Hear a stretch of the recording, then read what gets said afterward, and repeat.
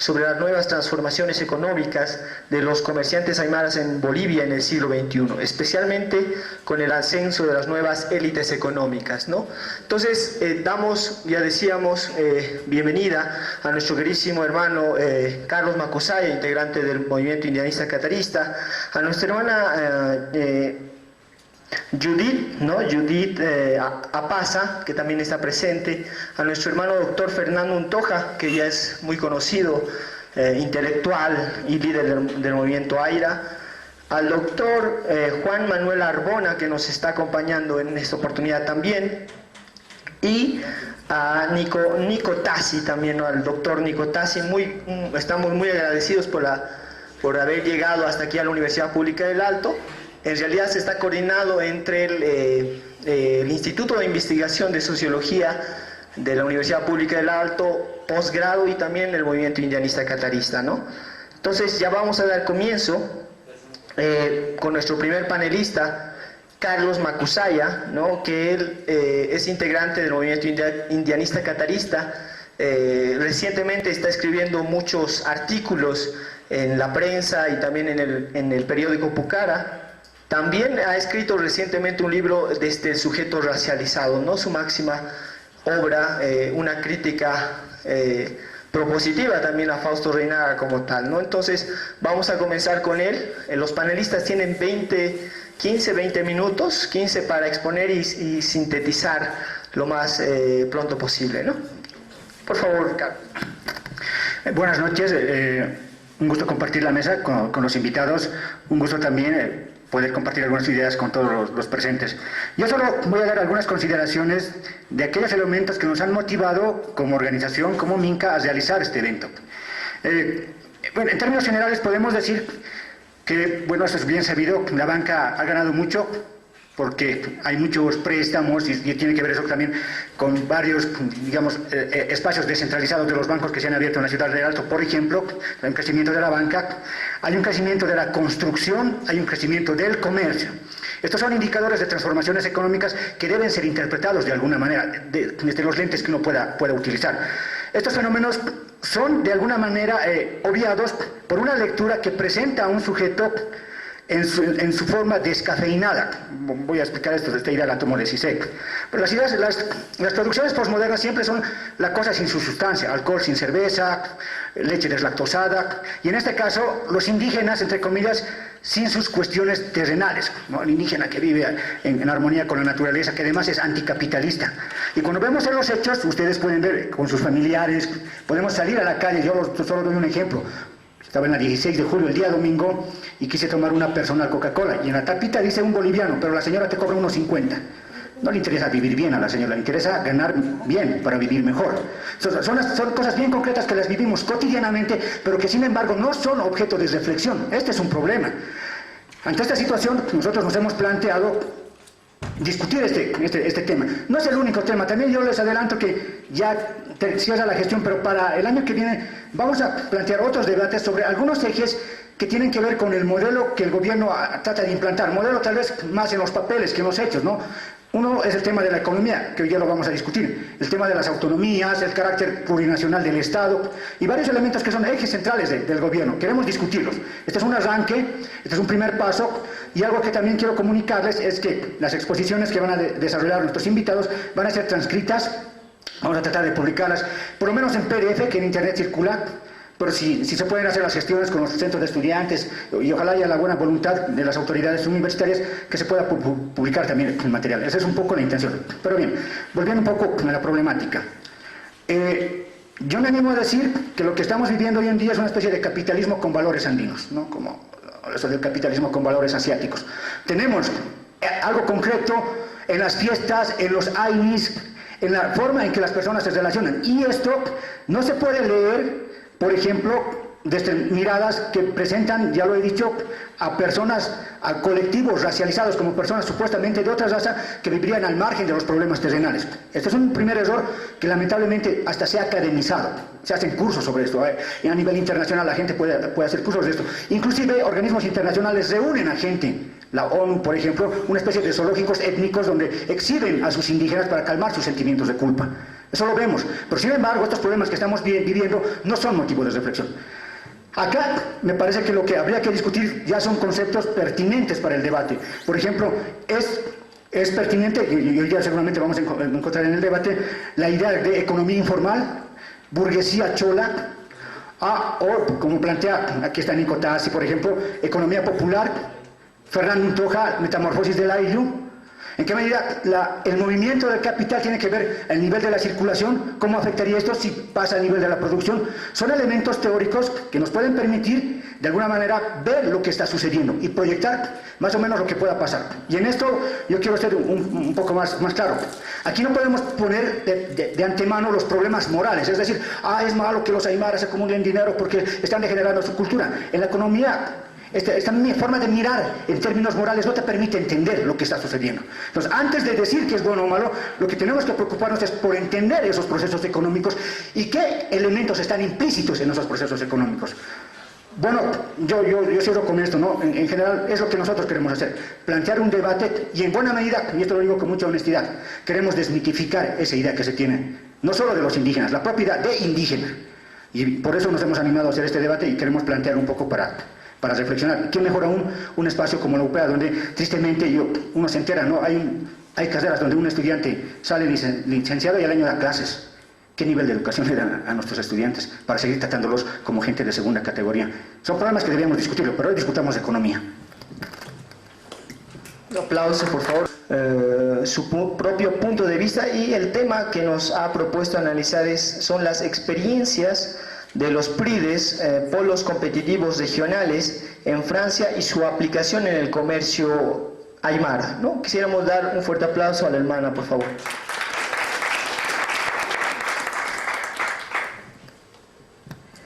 Muchas gracias. Bueno, en primer lugar, nuevamente agradecerles por la invitación y a todos los asistentes. Muchísimas gracias por su participación, a los otros panelistas. Es un honor estar con ustedes en la misma mesa. Bueno, para comenzar, vamos a hablar sobre las experiencias de los PRIDES, que son polos competitivos regionales en Francia, y cómo podríamos aplicarlos o no en el comercio aymara. Para comenzar, decir que, bueno, en un mundo globalizado donde las reglas del juego parecen cambiar constantemente, las sociedades ponen en marcha diferentes estrategias para mantener su competitividad y ganar espacio en áreas internacionales. Al respecto, vale la pena preguntarse cuáles son los mecanismos y las estrategias que utilizan otros países frente a la globalización. ¿Cuál será la estrategia de países, por ejemplo, el caso de Francia, para hacer frente a un mercado globalizado? ¿Qué son los PRIDES? ¿Qué podemos aprender de ello desde nuestra mirada en Bolivia? ¿Y cuáles son los elementos de la cultura aymara que pueden engranarse con esta política? Esas son algunas de las preguntas que vamos a intentar responder en estos 15 a 20 minutos. Esta pequeña exposición está dividida en 3 partes. La primera parte, para explicar qué son los PRIDES. Para explicar un poquito de la historia de esta política pública, tenemos que remontarnos a 2004, donde Francia y los franceses se cuestionaban sobre su futuro económico, sobre su estrategia frente a la globalización, y en un contexto de alta competencia.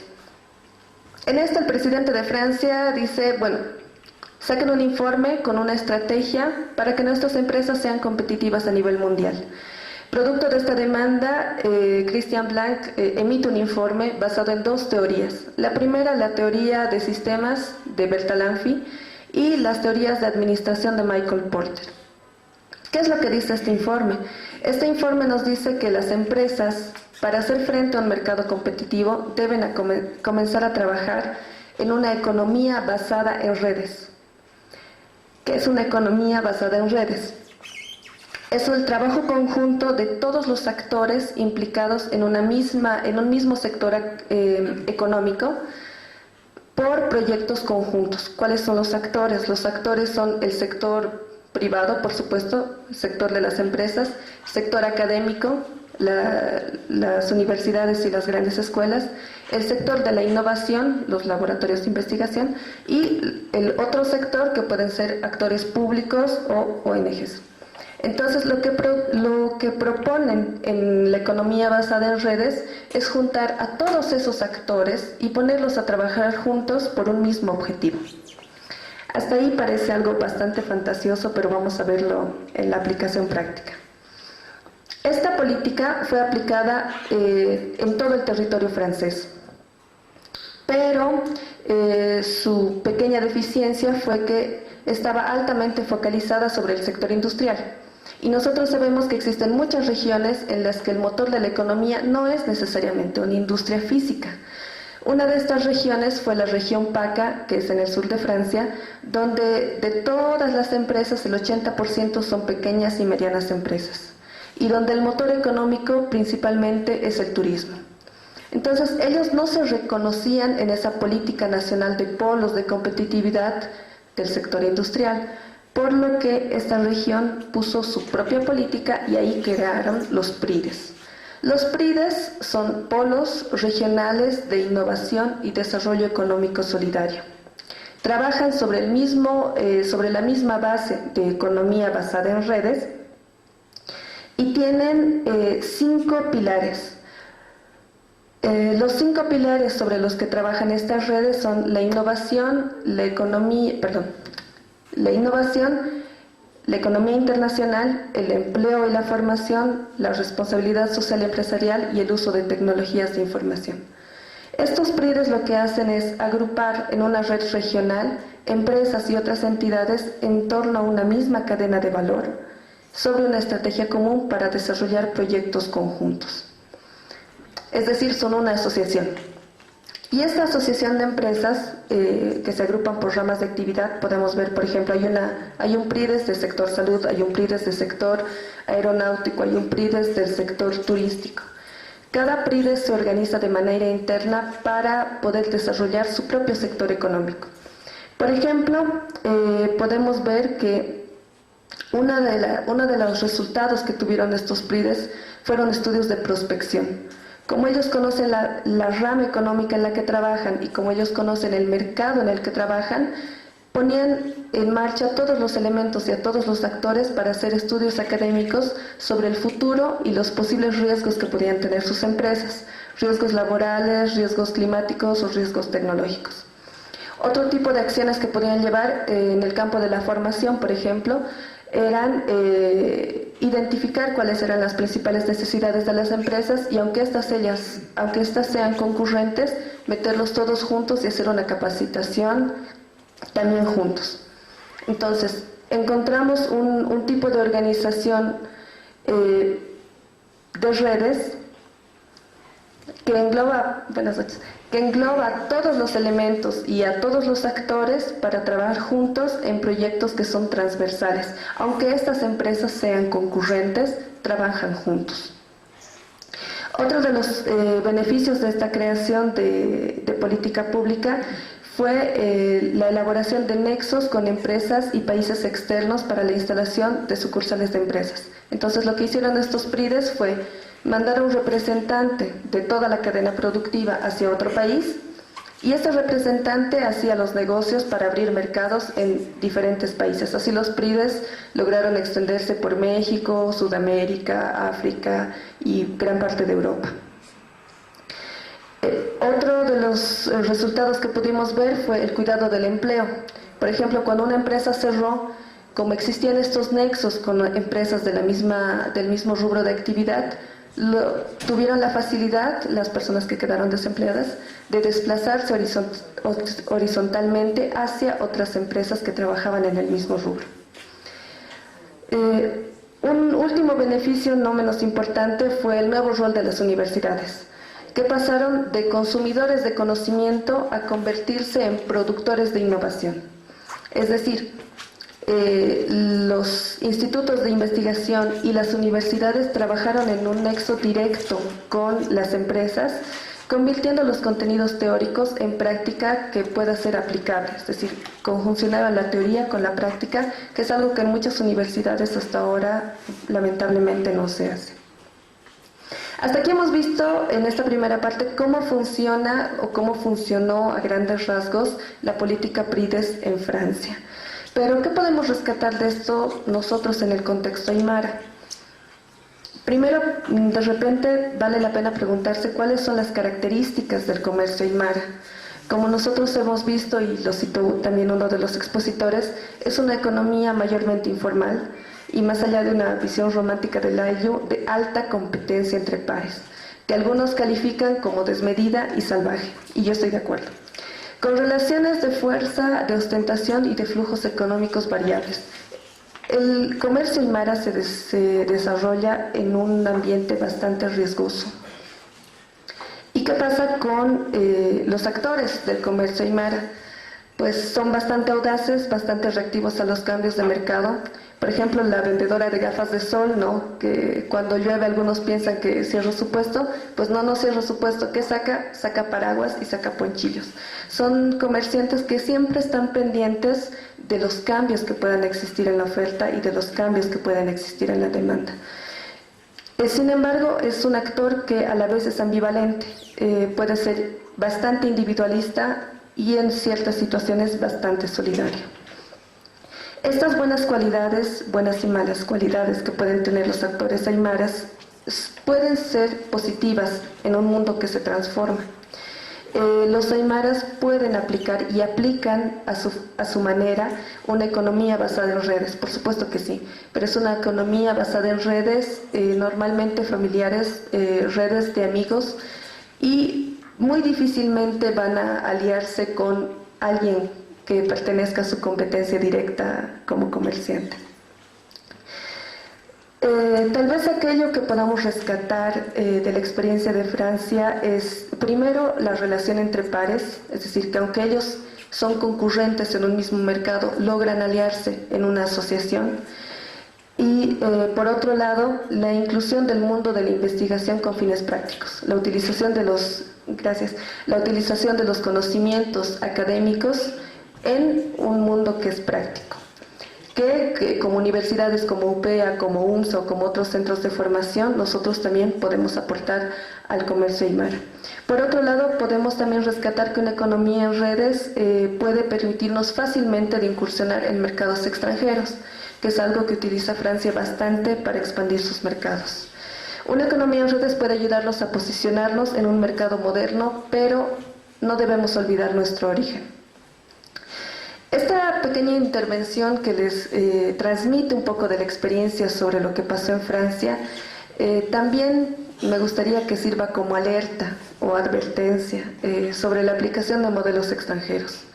Este tema es para manejarlo con sumo cuidado. No debemos olvidar que cada estrategia está realizada en base a un contexto y a una realidad cultural. Y las estructuras sociales existentes en cada país no se pueden olvidar.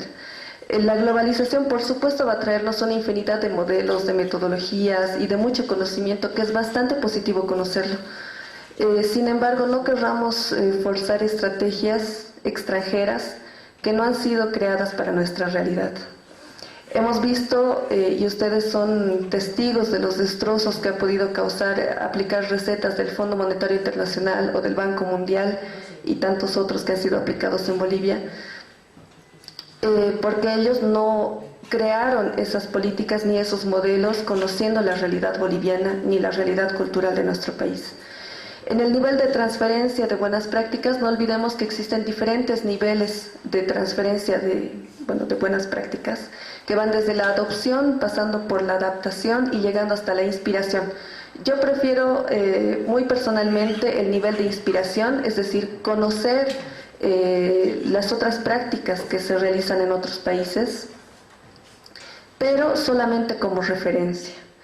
No olvidemos que en este juego requerimos conocer las reglas del otro, pero por sobre todo necesitamos construir y reflexionar sobre nuestras propias reglas, unas reglas con personalidad propia. Muchísimas gracias.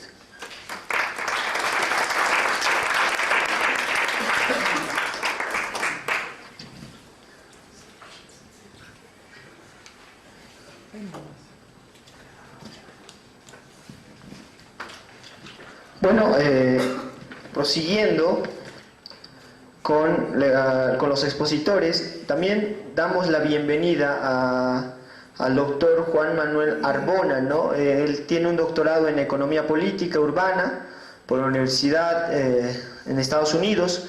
También fue profesor asociado del crecimiento y estructura del programa de ciudades en Estados Unidos y las maestrías en Ciencias Sociales de la PIEP. Sus estudios se enfocan en analizar sobre la pobreza urbana, los espacios políticos locales de la ciudad del Alto y la economía popular de los comerciantes aymaras, ¿no? Entonces, el tema de exposición que le habíamos propuesto al doctor es el desborde de la economía popular de los comerciantes aymaras. Quisiéramos recibirlo con un fuerte aplauso, por favor.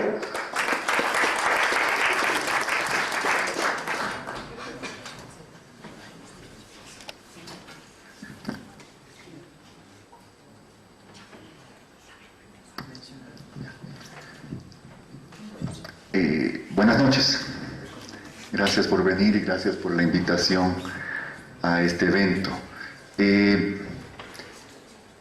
Yo soy parte de un colectivo junto con Nico, junto con Carmen Medeiros y Marilena Canedo, que hemos estado haciendo investigación. Entonces esta presentación, que por razones de orden que nos toca a cada uno una vez hacer presentación, me toca a mí ahora. Entonces yo voy a hacer la presentación a nombre del colectivo.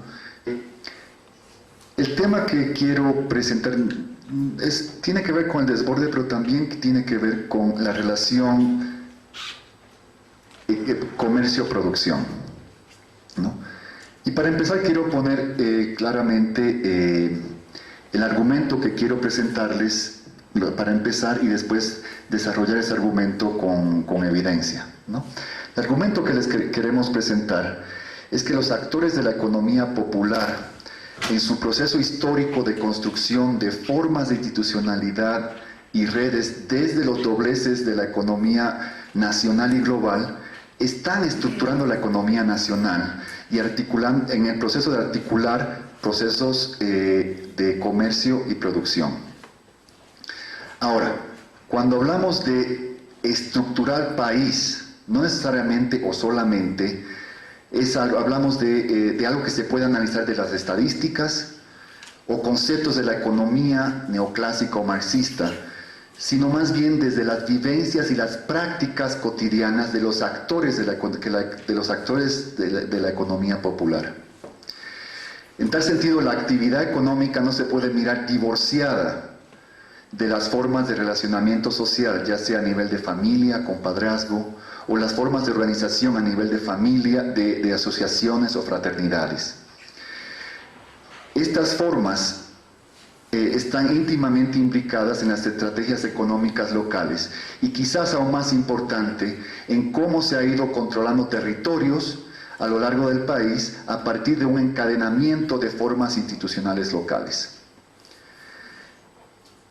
Similarmente, a diferencia de las formas comunes de describir estas actividades y estos actores como sola y únicamente como contrabandistas que no aportan y que dan la espalda al país, pretendemos dar una mirada mucho más compleja. Los actores de la economía popular reflejan una larga historia de exclusión, de explotación y apropiación del excedente a espaldas de estos sectores populares, pero que simultáneamente se están creando espacios propios desde donde se luchaba y se interpelaba a estas fuerzas políticas y económicas desde sus propios espacios y en sus propios términos. Esta es la forma el contexto que presentamos, lo que denominamos economía popular, lo que comúnmente se describe o se habla como economía informal. Ahora, en esta presentación tengo 5 puntos que hacer. Y el primero es ¿por qué utilizar el concepto de economía popular? Y para hacer eso, lo que hacemos en nuestro primer libro es un poco ponerlo en el contexto histórico, académico, de cómo se ha discutido este tipo de actividades económicas, ¿no? Por motivos de tiempo empezamos en los 60, de que se hablaba de, particularmente cuando se empieza a descubrir, a evidenciar los fracasos de las políticas de industrialización, que se pensaba, se esperaba, la promesa era que iba a absorber esa masa laboral del campo, que iban a ser modernizados al llegar a la ciudad. Y de ahí sale todo el tema de la marginalidad, para referirse a estos actores que, viniendo a la ciudad esperando trabajo de obrero en una fábrica, no podían conseguir empleo y se ubicaban en las márgenes de las ciudades, ¿no?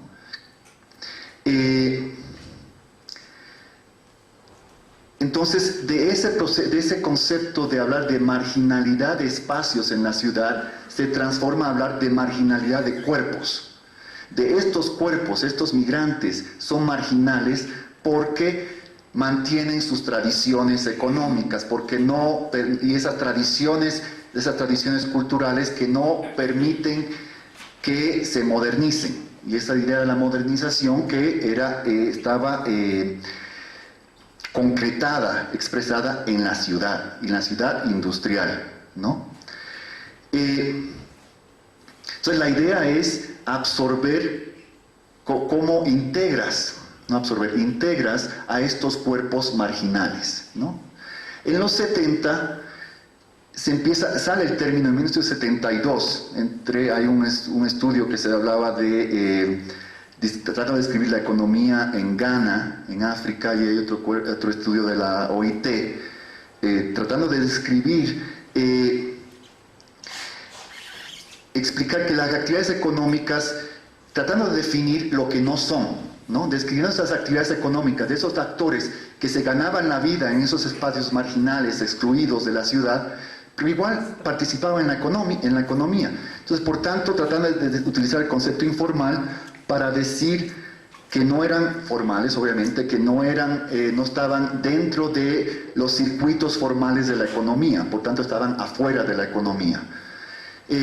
Pero en el concepto de informalidad también está presente no solamente lo que no son, por tanto está implícito en la idea lo que deben ser, ¿no?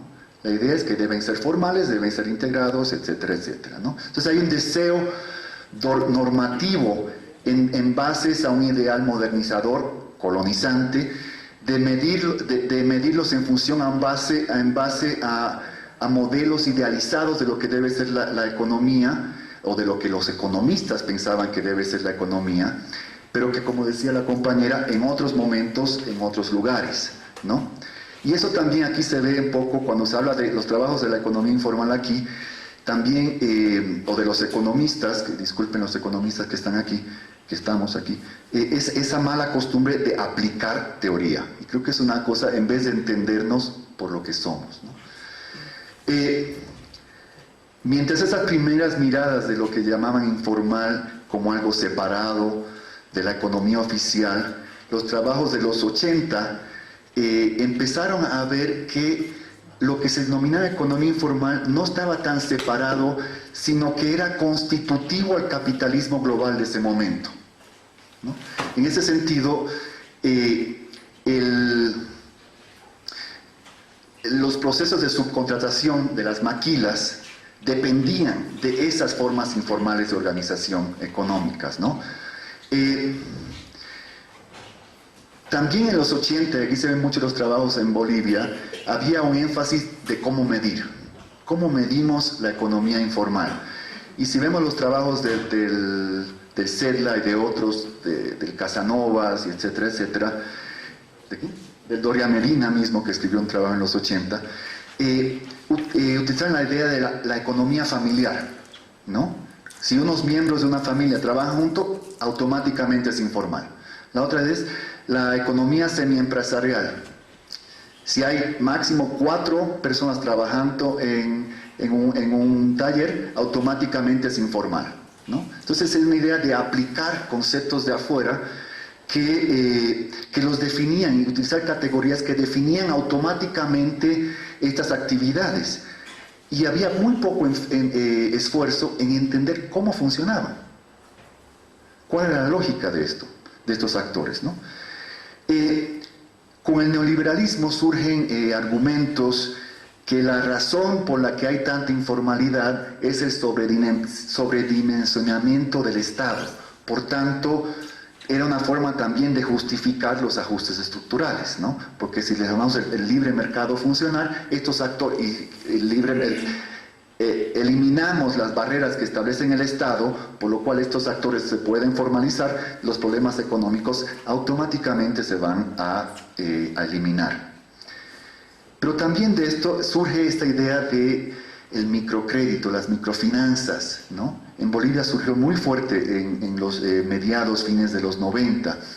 Que era otra forma también que volvemos a la idea de los 60, de cómo integrar a estos actores informales al mercado, pero era a través del endeudamiento, ¿no? Pero el otro lado de esa moneda era que los bancos o las ONGs que se convirtieron en bancos mantenían unos niveles muy altos de tasas de intereses. De cierta forma veían la oportunidad de convertir la pobreza de estos actores en un negocio para los bancos, ¿no? Lo que comparten la mayoría de estos trabajos desde los 60 a los 90 es que se miran estas actividades a través de categorías predeterminadas, ¿no? Sabemos lo que es informal y cuando lo veo lo apunto, ¿no? Es esa idea de aplicar teoría y poco esfuerzo de entender las prácticas de autoempleo desde las lógicas y prácticas de los mismos autores. Por tanto, con el término de economía informal, pretendemos enfatizar las prácticas cotidianas, las lógicas organizativas que informan a estos actores, con el propósito de tener una comprensión más fina sobre las actividades económicas que se estima a nivel global, y esto sale en un estudio. Si miramos lo que se domina, nosotros denominamos la economía popular, o que se domina en otro círculo, la economía informal, si la juntamos a nivel global, representaría la segunda economía del mundo. Entonces nuestra propuesta es mirar desde las lógicas y las prácticas de los actores, con el propósito de entender la dinámica del país y tener una visión un poco más clara, como en cierta forma sugería el compañero Carlos. Segundo punto, el comercio como un punto de entrada o punto de partida y la construcción de una institucionalidad intersticial, ¿no? En los dobleces de la sociedad. Cuando hablamos de dobleces, podemos ver, ¿sabes? Esto, si lo miramos desde arriba, se ve todo plano, ¿no? Y si lo miramos de aquí, esto es invisible, lo que está aquí abajo, ¿no? Entonces, cuando se mira de esa forma, en esos dobleces, estamos hablando de estos actores que históricamente han estado aquí, que han sido mirados desde arriba como parte de todo, pero desde la cotidianidad han sido invisibles o invisibilizados, ¿no? Entonces, hay una larga historia de estos actores indígenas, campesinos, proletarios, de operar en esos dobleces de la economía, sin acceso a trabajos estables ni a productos de primera necesidad. Lo que sí se asumía en el contexto de la economía boliviana es que estos actores, en la formación del capitalismo, se asumía que siempre iba a haber un subsidio de los familiares del campo, lo que estaban produciendo alimentos. En otras palabras, la reproducción de la fuerza laboral siempre ha sido subsidiada por los compañeros que producen alimentos. Por tanto, justifica bajos salarios, ¿no? Pero también ahí está la raíz de formar lo que decía la compañía, redes y formas institucionales de institucionalidad. También, ¿por qué en el comercio? Porque hay pocos obstáculos en las prácticas, para entrar en las prácticas comerciales, que también se ven como partes de estrategias de diversificación. Los migrantes rurales a El Alto, La Paz, Oruro, Potosí, o migrantes a tierras bajas, tienden a entrar a actividades comerciales, ya que representan formas flexibles de generar ingreso a medida que construyen redes sociales y se conectan con formas de institucionalidad local. La institucionalidad local tiene, en nuestro trabajo, tiene un doble propósito, ¿no? por un lado representa un tipo de anclaje, ¿no? En el que estas instituciones locales proveen servicios, construyen mercados, controlan el funcionamiento de la economía de acuerdo a formas y lógicas propias, que le permite definir y cuidar y controlar espacios de la incursión de actores externos. Pero también facilita una flexibilidad al consolidar acceso a información y recursos con los que estos comerciantes pueden tanto reencauzar lo global como simultáneamente articularse a lo global en sus términos, ¿no?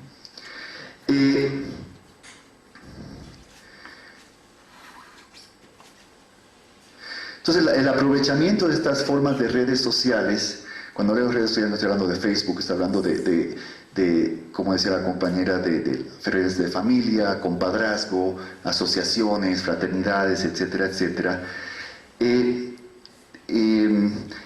facilitan el tener acceso a espacios de comercio y asociaciones de comerciantes. Las redes sociales a las que tienen acceso estos actores son cruciales al momento de explicar cómo se ejercen ciertos niveles de autonomía sobre la base de estructuras locales que generan múltiples articulaciones flexibles en otros territorios. Estos tipos de anclaje local y flexibilidad han sido cruciales para aprovechar la posibilidad de importar de China. Y ese es mi tercer punto, o mi segundo punto.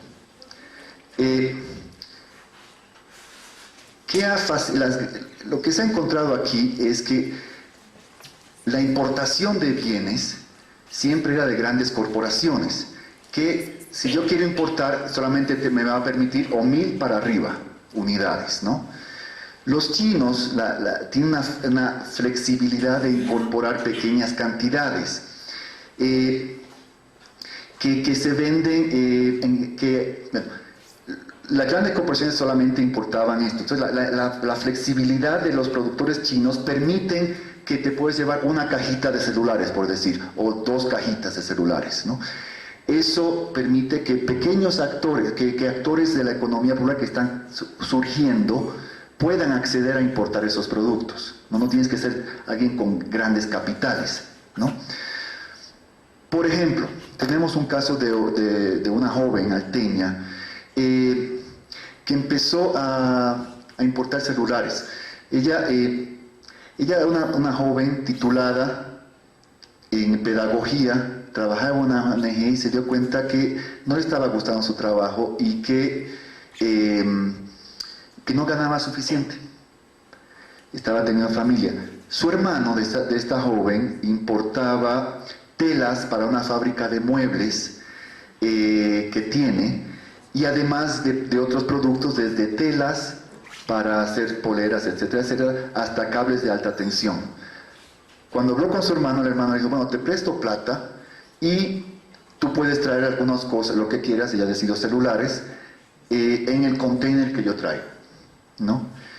Entonces ella piensa traer celulares y ella empieza a caminarse, a viajar el país desde Cobija a Puerto Suárez, dejando cajas de celulares en la venta a personas de confianza. ¿Y quién eran esas personas de confianza?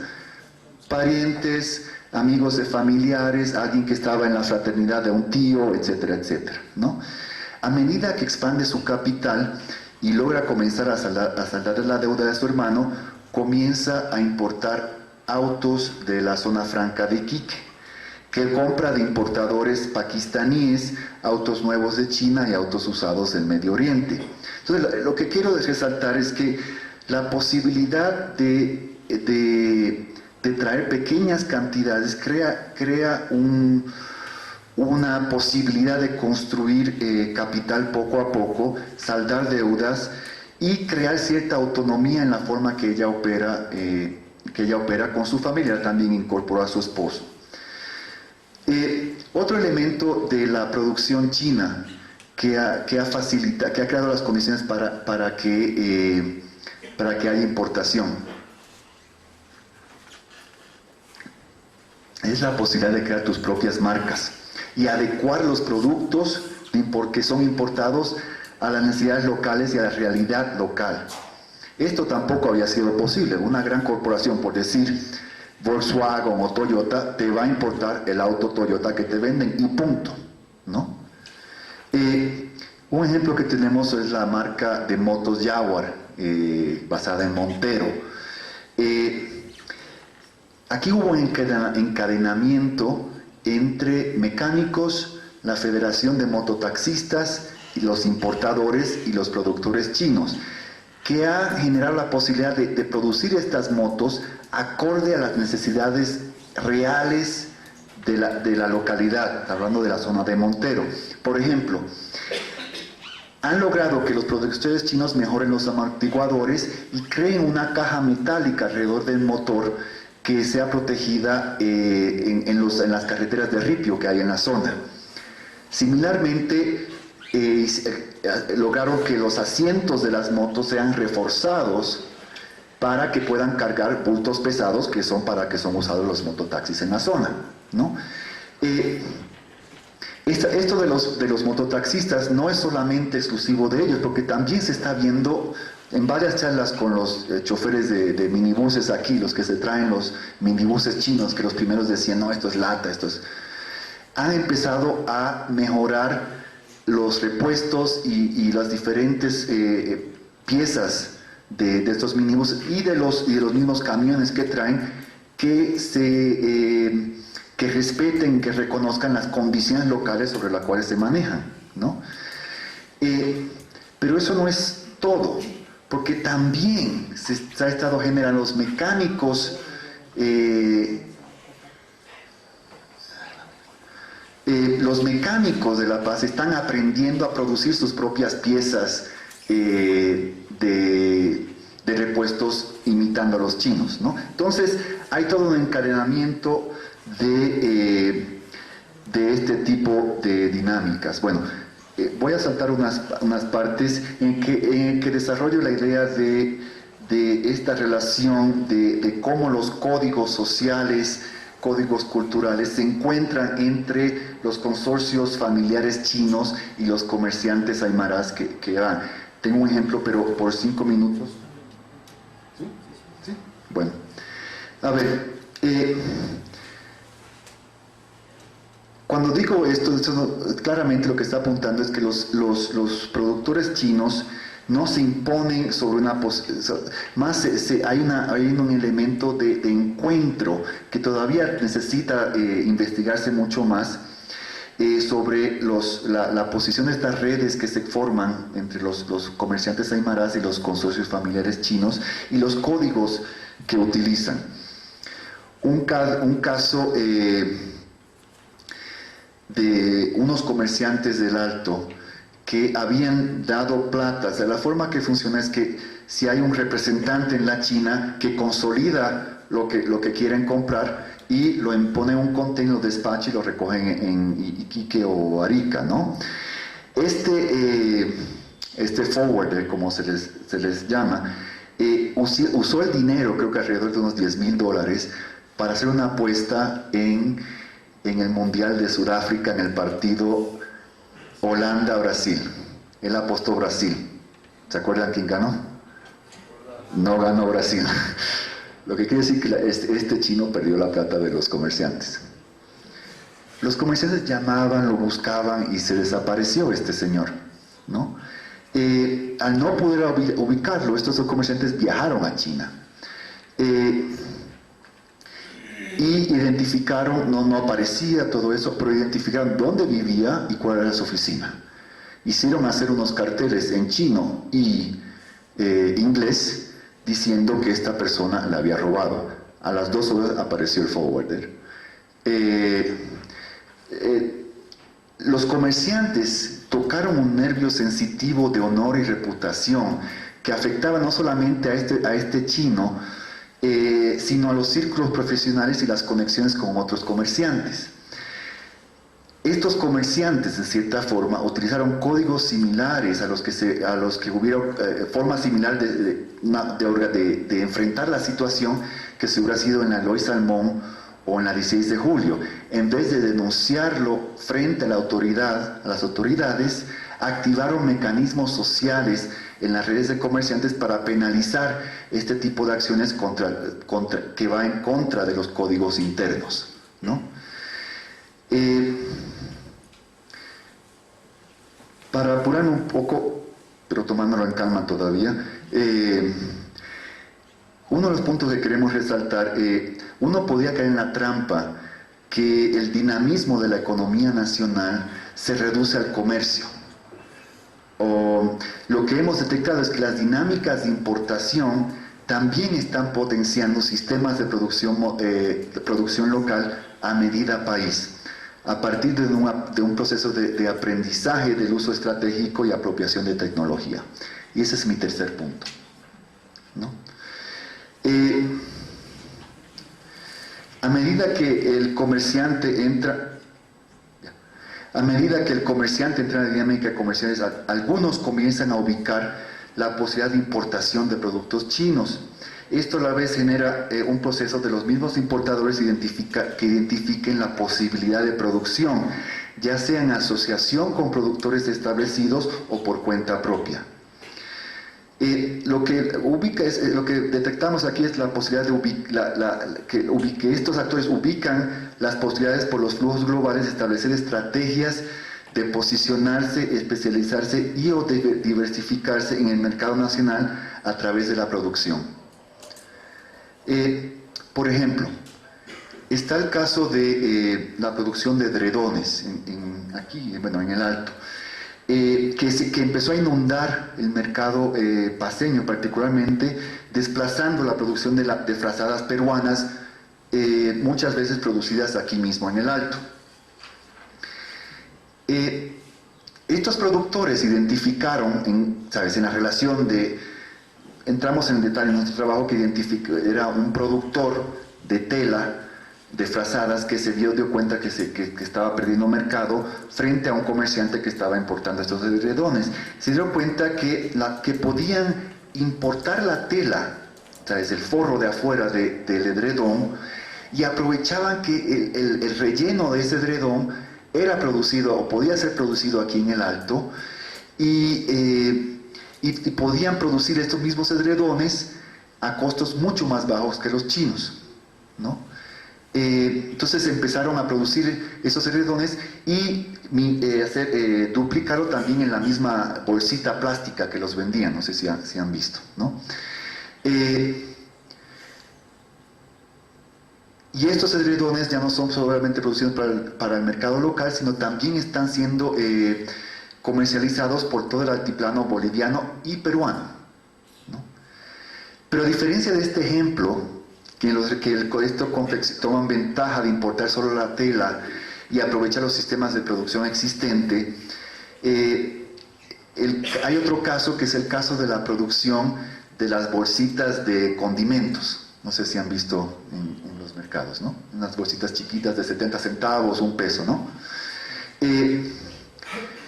Este caso de la producción de bolsitas de condimentos ilustra una articulación complementaria entre diferentes tipos de actores a manera de apropiar y generar tecnología propia.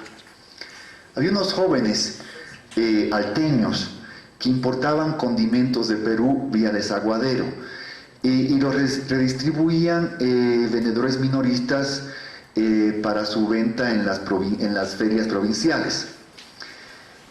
Pero en ese proceso se dieron cuenta que a partir de la migración, particularmente aymara, a zonas fronterizas, Cobija, Riberalta, etc., se dieron cuenta que estos productos de estas bolsitas de condimento tenían demanda en esos espacios también.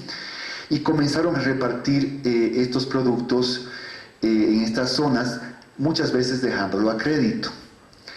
Y en ese proceso de dejar a crédito es una forma de ellos empezaron a tejer las redes de confianza con vendedores. Estos jóvenes tenían 3 libretas, ¿no? Una libreta de la gente que no les pagaba, una libreta de la gente que pagaba algunas veces sí, otras no, y otra libreta de la gente que pagaba bien. Empezaron a trabajar mucho con esos que pagaban bien, empezaron a definir con quién no iban a trabajar, y ese es el proceso que empezaron a tejer redes sociales y formas de confianza con estos actores. formas de compadrazgo, empezó a participar en fiestas, etcétera, etcétera. Después de 5 años de importar, porque ellos empezaron a ir a Lima y empezaron a aprender cómo estos peruanos producían estas bolsitas, ¿no? Y vieron la oportunidad de procesar y empacar los sobrecitos aquí mismo en el Alto. Y esa posibilidad esa oportunidad se hizo posible cuando conocieron a este otro señor que volvía el Alto, era alteño, y volvía el Alto después de 20 años de haber trabajado en una fábrica que hacía máquinas en Brasil. Entonces le dijo, este señor, yo te hago la máquina. Y ahí empezaron a producir las bolsitas aquí mismo en el Alto, que ya se venden en toda La Paz y en el Alto y en las provincias. Pero ese señor que produce las máquinas tiene una cosa muy interesante. Puedo decir, te vende una máquina de embolsar algo y cuesta $5,000. Y entonces yo la quiero, pero solamente tengo 2,000. ¿Y cuándo me vas a pagar? En 3 meses, ya. En el proceso de producir esa máquina, este señor programa la máquina que le vende, que a los 3 meses la máquina deja de funcionar. Por tanto, va a ir a buscarlo para que le arregle la máquina. Y dice, te arreglo la máquina si me terminas mi deuda, hermano, ¿no?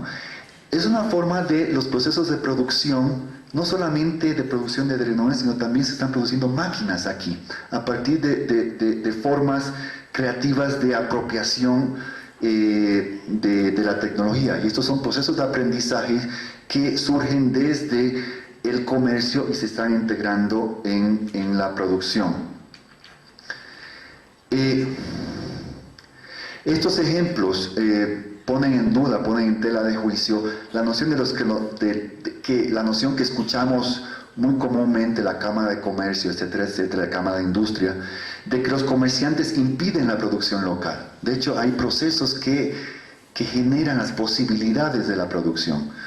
Se evidencia que hay un proceso de diversificación que responde a posibilidades y restricciones del mercado local. En ese sentido, las formas de institucionalidad, anclaje, flexibilidad han facilitado la articulación de estas estrategias económicas, de tal manera que estructuran la economía nacional. Y ahí otra vez volvemos a mi punto original, al argumento que presentamos. Quiero un poco delimitar muy rápidamente, para empezar a cerrar, en qué forma los diferentes tipos de actores, en términos muy generales, actores de la economía popular están estructurando la economía nacional. Los comerciantes han aprovechado la posibilidad de la importación de productos chinos para llegar a espacios que apenas han sido servidos en el pasado. En ese sentido, la expansión del comercio popular en los últimos años ha generado las condiciones para que la brecha de zonas alejadas, rurales y ciudades se acorte. Y también se están tejiendo nuevos ejes económicos norte-sur, volviendo a vincular fronteras enajenadas del país. Los productores han aprovechado la expansión del comercio para definir posibilidades de producir para el mercado nacional a partir de acceso a insumos y apropiación de tecnologías, que les permite adecuar productos a las necesidades locales. Esto ha repercutido en ciudades medias, ya que el productor, por su comprensión del mercado local, tiene la capacidad de adaptar la tecnología a la realidad local, no como una mercancía moderna a la que sí o sí hay que adaptarse. En ese sentido, los productores en pequeña escala están creando posibilidad de generar sistemas de producción local dirigidos a los consumidores de la región, pero también hemos detectado encadenamientos de estos pequeños productores que surgen del comercio, cómo se encadenan con medianas y grandes industrias. Los transportistas quizás son el motor que ha posibilitado que ha facilitado la conexión de diferentes partes del territorio nacional que en el pasado estaban abandonadas, facilitando el acceso de productos y tecnologías que ha viabilizado este tipo de articulación. Ahora, para concluir, lo que propones aquí es leer la economía desde los actores de la economía, leer la economía desde los actores de la economía popular, y no al revés. no leer los actores de la economía popular desde los preceptos básicos de la economía. Por tanto, pretendemos cuestionar y retar las ideas normativas de lo que debería ser o hacer la economía y comenzar a comprender el dinamismo económico desde la práctica de lo que representa lo que se ha denominado más del 70% de la población económicamente activa. También pretendemos desnudar 70 años de la promesa de desarrollo y modernización, sobre ese cómo se debería organizar la economía. Entonces la idea es, tenemos esta idea que es neoclásico, es marxista, etcétera, etcétera, pero poco nos dedicamos a mirar cómo está funcionando de verdad en lo cotidiano, y de ahí construir unas políticas, ¿no? Y no al revés, que sea de arriba hacia abajo. Entonces, en ese sentido, ¿cómo pensar la economía desde la historia de explotación, de discriminación y de exclusión? ¿Cómo se han ido construyendo espacios económicos desde donde se negocia con el capitalismo en nuestros propios términos? Por tanto, cuestionar las formas de describir estos actores como cuestionamos las formas de describir esos actores como víctimas de la globalización, como capitalistas desalmados, o a partir de nociones idealizadas, que no existen contradicciones o tensiones entre esos actores, como decía el compañero Carlos al principio. Simplemente lo que pretendemos hacer en nuestro trabajo es responder a la pregunta: ¿qué hacen estos actores y cómo lo hacen? Y desde ahí, desde estas preguntas, crear categorías y teorizar y pensar la economía nacional, no al revés. Y el acto es un ejemplo clásico de esto, ¿no? El acto es como un espacio en el que se ha construido una constante negociación en ese deseo de construir una ciudad moderna sin olvidar de dónde venimos. Es esa constante negociación. Por tanto, se puede decir que los salteños están en una negociación constante con lo que puede significar la modernidad, el capitalismo, pero en sus propios términos, siempre ser lo que somos, ¿no? Esto es justamente lo que nos está enseñando estos actores de la economía popular. Muchas gracias.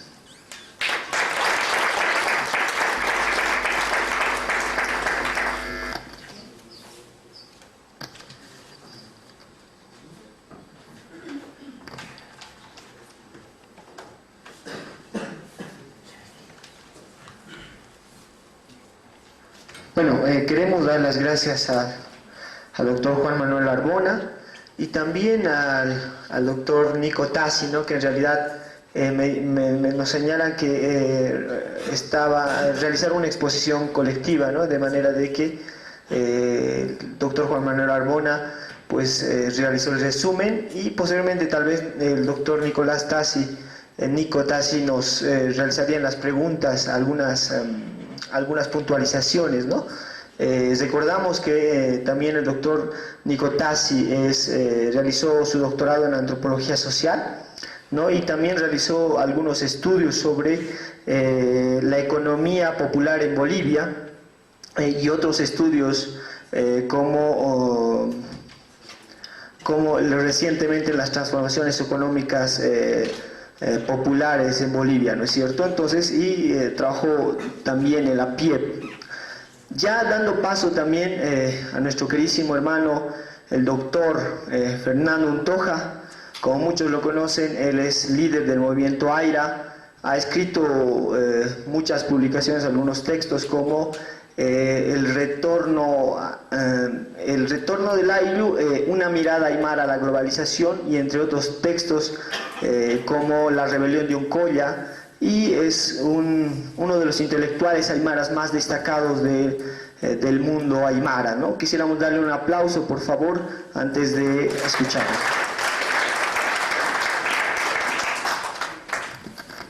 Gracias. Voy a pararme para verlos a todos. Gracias, estimados panelistas, y gracias a los organizadores. Yo voy a partir de una frase que dijo Arbona, ¿no? Arbona, de que hay que partir de los actores y luego de construir la teoría y luego eso conectar con la economía política.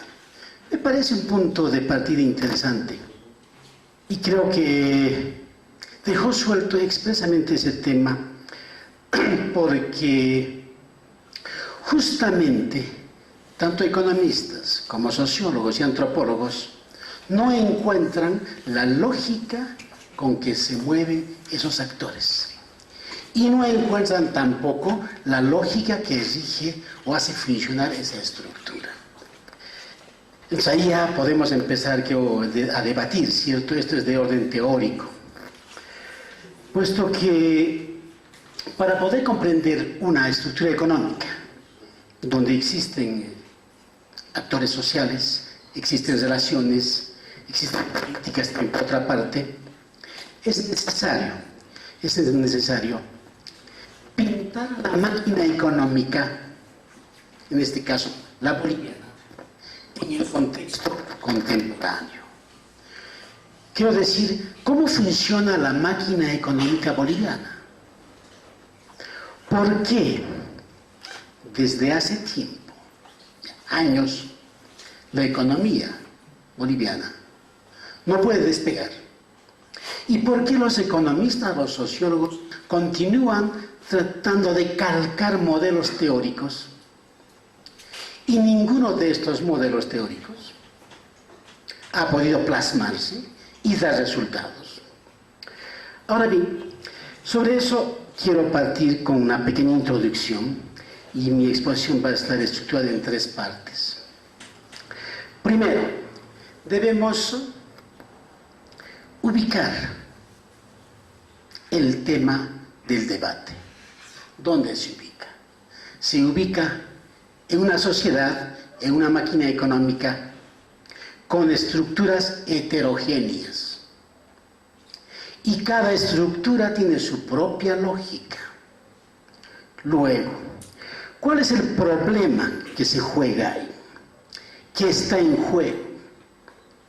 Lo que está en juego es cómo la ciencia de la economía política, en lugar de orientar a los mercaderes, a los comerciantes, en lugar de orientar a los estudiantes en las instituciones académicas, ha terminado desacreditado. ¿Por qué? Porque simplemente en nuestras universidades se repiten teorías neoclásicas, teorías marxistas, teorías dependentistas, y eso se repite en base a manuales, y nuestros estudiantes repiten simplemente eso. En este descrédito también están los sociólogos y los antropólogos. Los sociólogos no se ocupan de las estructuras sociales de nuestra sociedad. No se interesan qué es lo que hace funcionar las relaciones sociales en Bolivia. Y los antropólogos, todavía peor, son ellos mismos que inventan sus propios indígenas. Y van en busca de indígenas y tratan de describirlos y hacen pequeñas memorias para decir que no olviden sus costumbres. Y se reduce, las 3 ciencias sociales, se reduce a esa caricatura de investigación. Entonces yo quiero provocar acá con otro tema. Pero sin antes mencionar que cuando los economistas se ocupan de la economía boliviana, empecemos con los liberales o llamados neoclásicos, lo que hacen es repetir modelos, y lo que buscan en la economía es buscar el homo economicus. Piensan un espacio homogéneo y a partir de ahí tratan de explicar lo que llaman la economía informal. Entonces, como dijo el señor Arbona, la economía informal sería debido a que el Estado bloquea con barreras al emprendedor, o si no existen marginalidades en la economía. Los marxistas, en su repetitividad, lo que hacen es buscar hombres y mujeres en el sector rural, en el comercio, estableciendo relaciones de dominación entre dominadores burgueses o proletarios. Igualmente repetitivo. Pero también existen otros pensadores, en este caso, pero que no confiesan, el nuevo ropaje de los neoclásicos es tratar de calificar, tratar de construir una noción capaz de representar a los actores y las relaciones, y a partir de esa noción explicar y diferenciarse de lo que es la economía informal. En ese sentido, por ejemplo, Arbona dice economía popular. Es el nuevo disfraz de la economía informal, puesto que Arbona no ha justificado la base teórica para decir cómo ha fundado la economía popular. Cómo se comporta el actor de la economía popular, a diferencia de la economía llamada formal. Está bien estudiar. El actor vende a las chinas, inventa cosas, está muy bien. Pero no creo que la ciencia de la economía política termine en la pura descripción. Entonces, la economía boliviana es un mundo a explorar. Y al mismo tiempo es un mundo a debatir entre nosotros. Bien. ¿Qué pensamos los aymaras de nuestros actores, de nuestras relaciones? ¿Cómo funciona esa lógica capaz de expandirnos en el territorio boliviano y capaz de expandirnos también en el norte argentino, o Buenos Aires o Arica, o llegar a la China? ¿Qué es lo que nos empuja? ¿Qué es lo que nos empuja también a representar el 80% de la economía en Bolivia? 80% de la economía es economía llamada, estoy diciendo, informal, con Arbona llamada popular. Bien. Entonces yo parto de dos hipótesis de trabajo.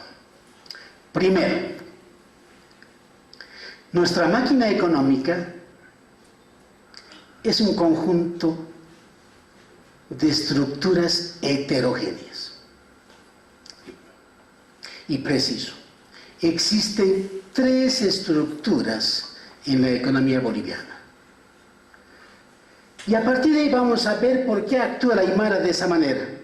Mientras no veamos eso, podemos comparar a cualquier actor de la economía popular, ya sea con el de Paraguay, o con el de Chile, o con el de, no sé, de Zimbabue, o de cualquier país de África.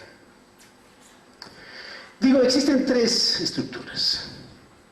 Esas 3 estructuras están vigentes, las practicamos cada uno de nosotros, y esas 3 estructuras se han ido superponiendo, yuxtaponiendo, o también han ido funcionando en relaciones de colisión y de articulación en el transcurso del tiempo. Y cuando yo exponga las 3 estructuras, cada uno de ustedes se va a encontrar en una de las estructuras. Entonces tenemos que es visible, evidencia empírica, en Bolivia existe capitalismo. Es innegable, es capitalismo. ¿Qué se llama formal y no formal? Por ahora es capitalismo. El capitalismo por principio funciona en base a la competencia. La gente tiene que competir, si no compite está fuera del mercado y cierra su taller. Entonces tiene que innovar, tiene que inventar, tiene que hacer redes. Capitalismo. Pero ¿y por qué el capitalismo no funciona como debería funcionar, con una dinámica para que en Bolivia haya muchos empresarios y que tengan nichos de mercado ganado en el mundo? ¿Por qué no funciona? Algo pasa. Tenemos una segunda estructura. Es la estructura de tipo feudal que existe en la máquina económica boliviana, feudal. Esta estructura feudal tiene también un principio con lo que se mueve.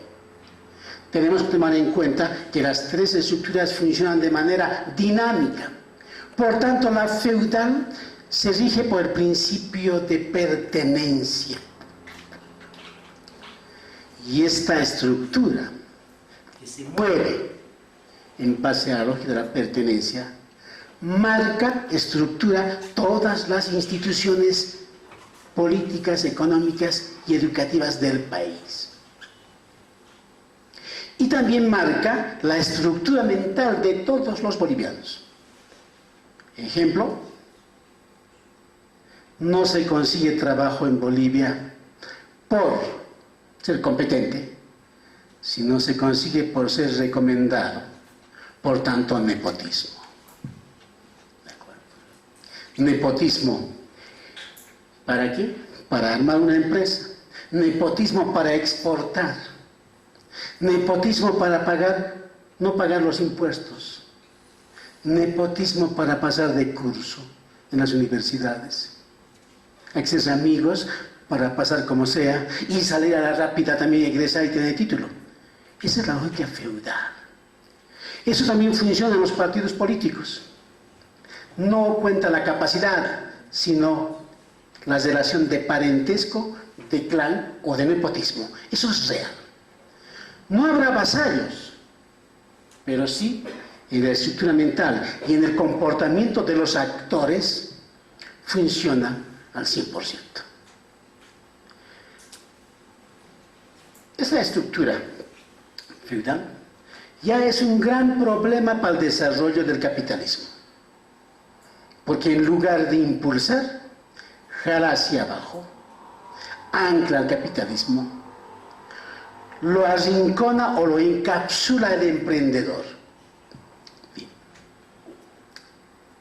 Entonces no puede haber un desarrollo económico, ni buenos empresarios, pero sí puede haber gente que se beneficie de la economía del país, formando grandes grupos y varios grupos de oligarquías, de un régimen a otro régimen.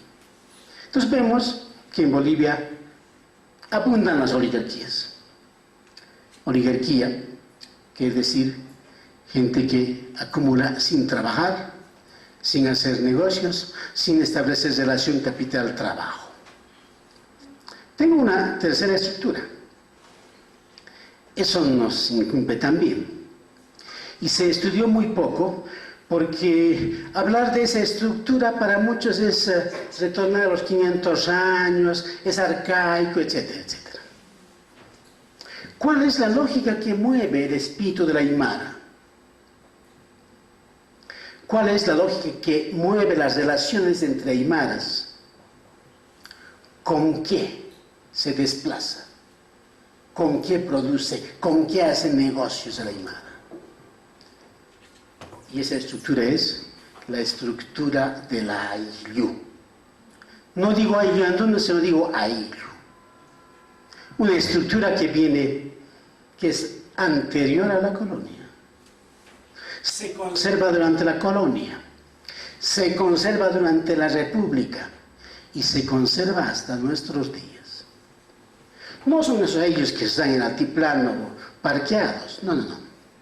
Aquí estoy hablando de la lógica que tiene el ayllu y que se mueve en el ayllu para la aymara. Y debo decirles que es la lógica de la rivalidad. Y cuando digo la lógica de la rivalidad, no digo que es reciprocidad, complementariedad, nada que ver. Es la lógica de la rivalidad. Entonces el ayllu, la mentalidad del ayllu, la estructura del ayllu, funciona con la lógica de la rivalidad. Los aymaras somos rivales entre aymaras. Rivales. Tal vez una de las mejores expresiones es el tinku, en la fiesta. Pero somos rivales porque los comerciantes entre ellos son rivales. Y gracias a la rivalidad son estimulados y se enfrentan y acumulan. Rivalidad en acumular, rivalidad en comprar coches, rivalidad en ir a la China, rivalidad en aprender chino, rivalidad en vestir y rivalidad en hacer fiesta, rivalidad en construir edificios. Una aymara que ve que su vecino ha construido una casa de 5 pisos, el otro va a construir de 8 pisos. Y el otro va a continuar diseñando todavía más, decorando más y más pisos. Si la aymara tiene 2 lotes o 2 casas, el otro, su rival, va a esforzarse para poder comprar 3 lotes o 3 edificios más. En ese sentido, la estructura de la rivalidad de la ha permitido, primero, romper al ayllu encapsulado por la República, porque cuando se rompe el ayllu, el aymara se desplaza, migra y ocupa otros pisos ecológicos, en este caso, pisos ecológicos y pisos económicos. Gracias a esta lógica de rivalidad, el aymara ocupa desde el 1960 para el 2000, ocupa Santa Cruz. Y en ningún rincón de Santa Cruz podemos decir que no hay aymaras, está copado por los aymaras. Además viajan, se desplazan y van como si fueran pequeños ayllos que migran en un rincón u otro. San Julián es pura aymara. Montero es aymara quechua, Yapacaní es quechua, y Guarnes aymaras. Han comenzado a desplazarse a Beni, ahora están ocupando Pando, y Tarija han encapsulado ya a la sociedad y a la economía oligárquica de Tarija. Los primeros loteadores en Tarija son los aymaras ahora, y en Santa Cruz también, y en Beni también. Entonces la fuerza del ayllu con el mundo aymara ha copado todo Bolivia. No solamente eso, la lógica de la reciprocidad aquí no funciona, sino funciona la rivalidad. Y la rivalidad empuja incluso a utilizar diferentes pisos ecológicos. El aymara, por rivalidad, ocupa Arica. Arica, el 70% es aymara, gente del altiplano. Ahora son dueños de líneas de micro, de taxis, ocupan todo el valle de Azapa, Yuta también ocupan. Los comerciantes se han desplazado, han ido hasta Iquique, siguen avanzando, han llegado hasta Antofagasta. Mientras el pensamiento ortodoxo en política sueña en el mar, el aymara ocupa el mar con el comercio. Ya lo hemos hecho, hemos avanzado harto. Entonces, hay 3 estructuras vigentes. La rivalidad es una de las grandes fuerzas que tiene el aymara. El aymara no perdona. Han dicho, han descrito. Al chino lo han tenido que capturarlo, porque debía. Al que la estafó con una máquina, la ha ido a buscar otra vez. Ha tenido 3 listas, dice usted, ha ido a buscar uno por uno. No perdona, porque en la rivalidad es su fuerza para poder acumular. Entonces, desde hace más o menos 20 años, el mundo aymara, yo lo llamo Colla, ha acumulado un capital mercantil muy importante. El aymara ha hecho negocios, tiene dinero, tiene propiedad inmobiliaria, tiene mercancías, tiene casa en Santa Cruz, en La Paz y en Arica, y viaja como si nada. Va a la Argentina, se instala, también tiene su casita allá, viene en carnavales, llora un poco aquí, o viene en sus fiestas, llora, se amarga y vuelve al campo de la explotación y continúa. Entonces, aquí la lógica de la rivalidad es la que ha empujado la acumulación del capital mercantil para los aymaras. Eso es la figura de mis tres estructuras. Segundo punto es cómo ahora se relacionan las tres estructuras. Yo partí del supuesto de que las tres estructuras son dinámicas, quiere decir que tienen una lógica que les mueve, que les expande. El capitalismo se expande, evidentemente. La feudal se expande o es un freno, pero está ahí. El ayllu se expande con sus hombres y mujeres. Entonces aparecen tres relaciones en el movimiento de las estructuras. Una relación de yuxtaposición entre las tres estructuras, están como taucadas una sobre otra, como tres discos así. Una relación de colisión.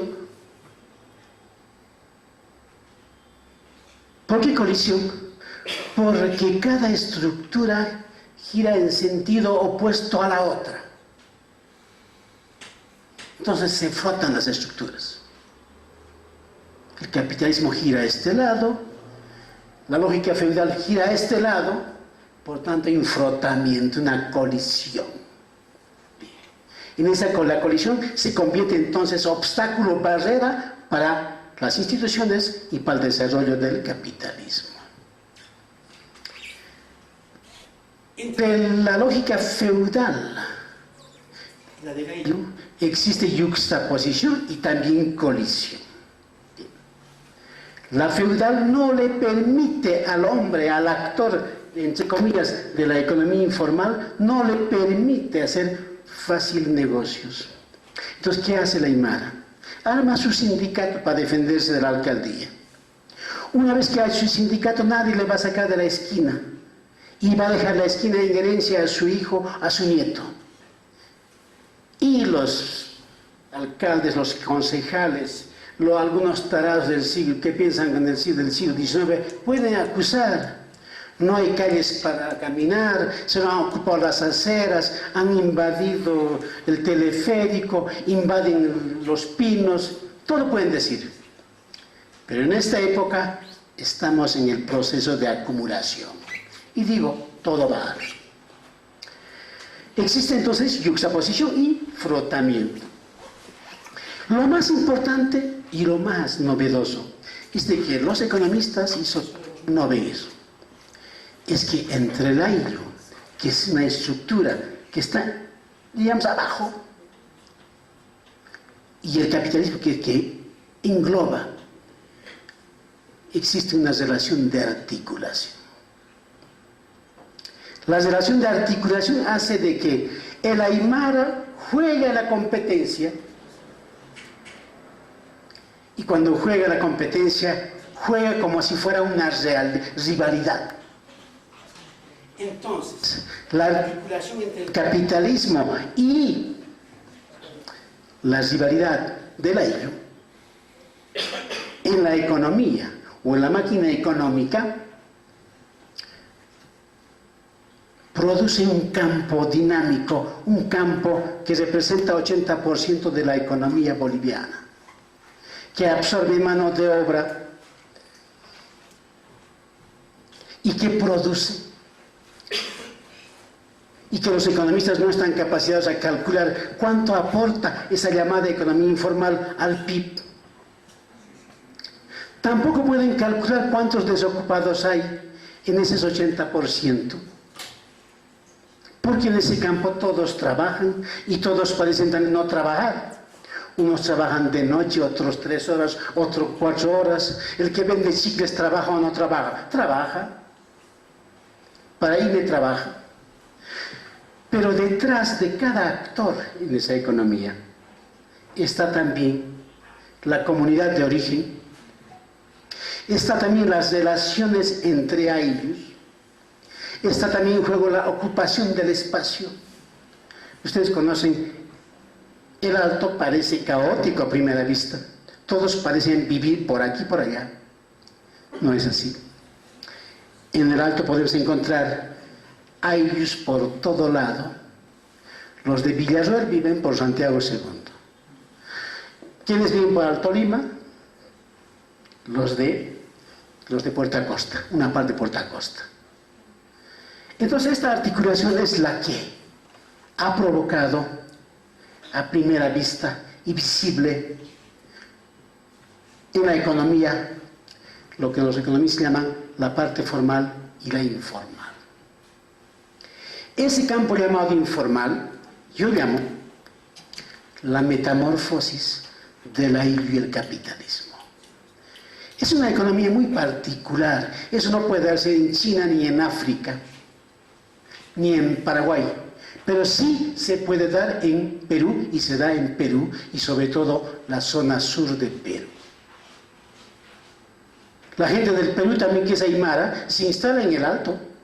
Hay comunidades de peruanos que son bolivianos con carnet de aquí. Y lo propio existe en Chile. Los aymaras de Arica son de Turco, de Zabaya, de Santiago de Machaca, tienen carnet boliviano y también tienen carnet chileno. Utilizan a los países los aymaras, es decir, utilizamos como nuestros pisos ecológicos. Utilizamos en qué medida nos sirve para acumular. A la aymara no le interesa tener casa solamente en La Paz. Mejor si tiene en Arica, en Sao Paulo, en Yacuiba, en Santa Cruz y en Beni. Yo conocí, así como experiencia, gente que vendía solamente gafas. Incluso se hizo estafar con un coreano. Perdió $100.000. A pesar de todo eso, ha continuado haciendo un negocio de gafas. Una pequeña sucursal en Cochabamba, otra pequeñita en Santa Cruz, otra instalada en Beni. Y en Beni ha comprado su casa a 2 cuadras de la plaza principal. A mí no me queda más que saludar a los collas, a los aymaras, que han copado toda la estructura económica y comercial. ¿Qué falta? Falta muchas cosas que hacer.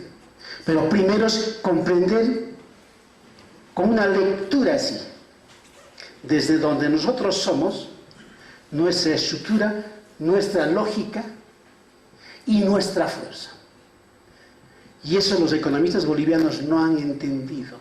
Y no van a entender porque funcionan con lupas ya fabricadas y ni la lupa entienden y peor pueden entender la realidad. ¿Qué falta entonces ahora? Y aquí a Judith debo agradecer su intervención. Se necesita en los centros académicos como las universidades de que se crean centros de investigación justamente para estudiar las relaciones económicas entre países, las innovaciones tecnológicas, nuevos tipos de managers que necesita el mundo. ¿Cómo podemos vender ahora? Los aymaras ahora, ¿qué hacemos? Importamos y vendemos aquí. ¿De acuerdo? Somos grandes importadores. Como si nada vamos a China. Los aymaras han aprendido primero chino, después la OMSA ha puesto carteles para aprender chino en alguna carrera. Mientras las cholitas ya sabían chino, andaban con su diccionario bajo el brazo y así llegar a China. Entonces, si nosotros incentivamos inglés, chino, francés en las universidades, más tecnócratas como manager, administradores, innovadores, pirateadores de tecnología, entonces vamos a avanzar. El aymara es un pirateador, pero no le puede apoyar, no tiene gente tecnócrata que le pueda apoyar. Entonces hay que poner al servicio de los aymaras las instituciones educativas, ingeniería, medicina, robótica y el comercio fundamentalmente. En lo futuro ya no tenemos que vender cosas importadas. Tendremos que vender nuestros productos orgánicos y bioorgánicos al mundo. Eso vamos a hacer. Como somos buenos comerciantes, hemos hecho la prueba, entonces no nos toca más que vender esos productos orgánicos y bioorgánicos. Eso necesita nuestro país, tiene esas condiciones. Pero sin embargo también existe un problema actual. Hay una amenaza grave contra los aymaras, una amenaza grave. El gobierno actual se ha ido a endeudar a China 7.000 millones. Está bien, una deuda no se paga nunca. Hay que reprogramar, después puedo esperar condonación y un Estado nunca va a la cárcel cuando se presta, como un agente económico cualquiera, nunca va. Así que podemos prestarnos, aunque sean 1.000 millones, 10.000 millones, no importa. El peligro, mis estimados amigos y amigas, de que con ese paquete de 7.000 millones viene un paquete de chinos, de 300.000 a 500.000 chinos, y que se van a instalar en el Alto, en Santa Cruz, en Cochabamba, con todo el país. 500.000 chinos van a venir. Pero no van a venir para trabajar en las infraestructuras, en los caminos, no, no, no. Van a venir para comprarse los jatus de los aymaras, las tiendas, los restaurantes. Ellos van a hacer las polleras, ellos van a hacer el sombrero. ¿Y dónde vamos a ir a parar nosotros? Estamos en un gran peligro. La invasión china es la amenaza mayor para nosotros, los aymaras, en este siglo. Y si no paramos la invasión china, entonces aceptemos una segunda colonización, trabajemos otra vez como vasallos y como pongos, deshaciendo nuestra economía. Para que vean ustedes, la acumulación del capital por los aymaras no es ajena al proceso político ni al desarrollo económico del país, y tampoco es ajeno al movimiento de, llamaríamos que es el lenguaje de los neoclásicos, del factor trabajo en el mundo. Los chinos se mueven en el mundo con su población y además no se mezclan con la población local. En Mozambique explotan madera, talan madera. ¿Quiénes son los taladores? Chinos. ¿Quiénes cargan? Chinos. ¿Quién conduce el carro? El chino. ¿Quién recibe en el barco? Chino. Y los negros, nada que ver, solamente pasar chinos. Entonces, bien despedidos y esas fortalezas también, debemos hacer siempre la lectura de lo que es nuestra estructura lógica y mental. Cada uno de nosotros tenemos las tres lógicas en la cabeza, las tres. Nos comportamos con las tres lógicas. Así nuestros amigos sean neoclásicos o marxistas, igual se mueven con esa lógica. El trabajo es de leer nuestra realidad. Si no leemos nuestra realidad, ¿para qué sirve la universidad? ¿Para qué sirven las teorías? ¿Para qué sirven los manuales? Hay que quemar manuales.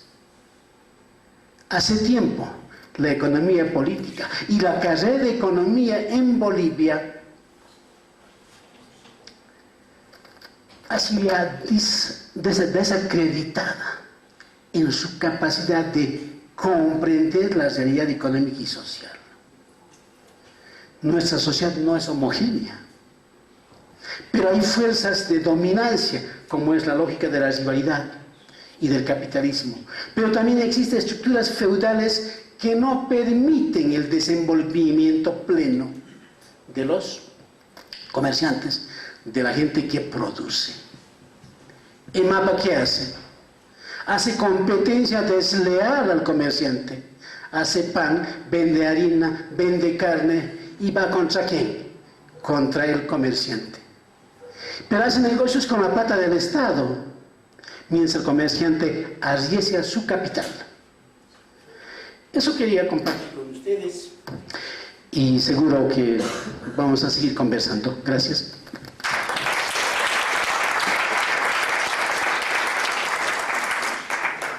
Queremos agradecer las palabras del hermano doctor Fernando Untoja. Ahora pasamos a la ronda de preguntas. Vamos a tener una primera ronda de preguntas y una segunda, ¿ya? Entonces, las personas que quisieran consultar se vienen aquí porque el micrófono no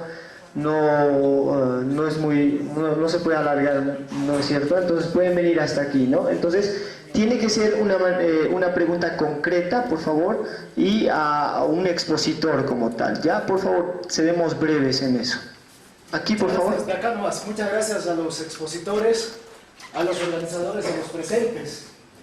Mi pregunta va dirigida acá con el señor doctor Fernando Untoja. Mire, usted ha dilucidado de manera muy clara la lógica del entramado económico que está construyendo el Aymara, ¿no es cierto? Pero si bien usted dice que hay que partir de la cotidianidad práctica de que va construyendo el Aymara, los conceptos categóricos tienen que expresar de manera clara esa cotidianidad, dijo, ¿no es cierto?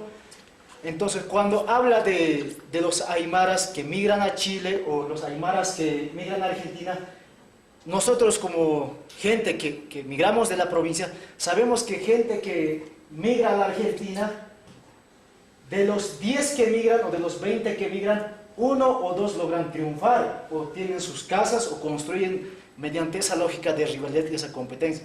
Pero muchos aymaras van a ser explotados por los mismos aymaras, ¿no es cierto?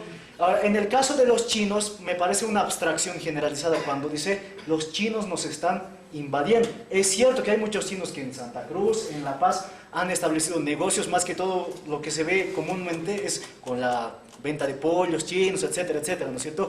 Pero esa lógica de explotación de aymaras a aymaras o de los chinos a los chinos en China, ¿no?, que viven con menos de $1 al día, ¿cómo lo explica bajo esa lógica de pensamiento que usted expresa? Doctor Untoja, por favor. Ya. Vamos, primero las preguntas y luego las respuestas. Por favor, ¿quién quisiera consultar? ¿Puede venir aquí, por favor? Ya, un poco fuerte para que se escuche. Esta pregunta es para el doctor Fernando Untoja. Él decía que la lógica de rivalidad ayuda a la aymara a crecer, ¿cierto? Le ayuda a la aymara a buscar más, pero yo creo que entra en una contradicción cuando dice los chinos nos van a invadir. Ellos trabajan también en este sistema de ayllus, ¿cierto? Van a venir tantos chinos y esos chinos nos van a ocupar nuestros jatus, van a ocupar nuestros lugares, nos van a, entre comillas, nos van a someter a nosotros, ¿cierto? Así lo ha dado a entender.